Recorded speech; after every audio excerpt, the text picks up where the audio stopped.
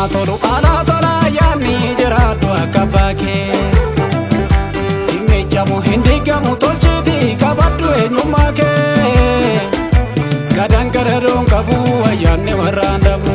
Walitti godhate ayya kabajamoo jaalatamoo hordoftoota Shankorii Miidiyaa kutaa tokkoffaa irratti marii maraarratti waa'ee beekaa fi beekamaa irratti waliin haasofnee jirra. Arras waa'ee masanarraa waa xiqqoo qancab goonee irraa waliin haasofnaa jechuudha. Beekaan biyya fayyada beekamaan immoo waan yeroof mul'ate dhabamu jenna. Arramoo kutaa lammaffaa gubbaatti wanti nuti irraa haasofnu inni jalqabamaa inni eenyummaan kee inni sirriin si waliin dhalata malee ollaarraa hin ergifattu jedha. Eenyummaan kee inni sirriin gaafa gadaamessa haadha keetiitii baatu si wajjin dhalata malee ollaarraa yookiin firarraa hin ergifattu. Eenyummaa kee isa sirrii sana qabadhuuti jiraadhu. Eenyummaa kee isa sirrii qabattee yoo jiraatte sammuu bilisaatiin jiraattaa jechuudha. Sammuu kee bilisa yoo baaste ollaaf biyya kee bilisa baasuudhaaf waa hunduu salphaadha.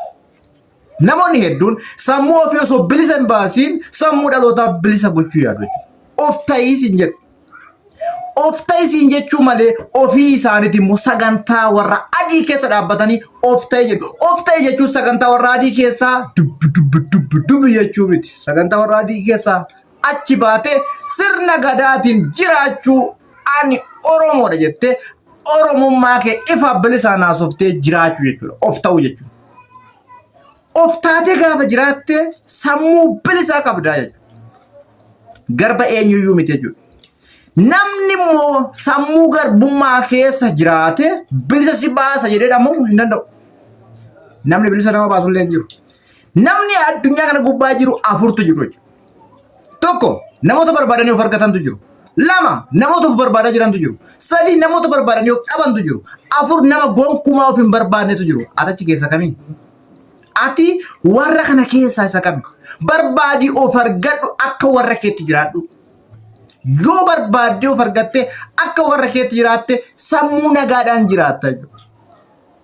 Gammachuun maallaqaan hin argamu. Gammachuun mana amantii dhaabbatteedhaaf hin argamu. Gammachuun hangoodhaan hin argamu. Gammachuun of taatee akka warra keetti jiraachuudhaan argama.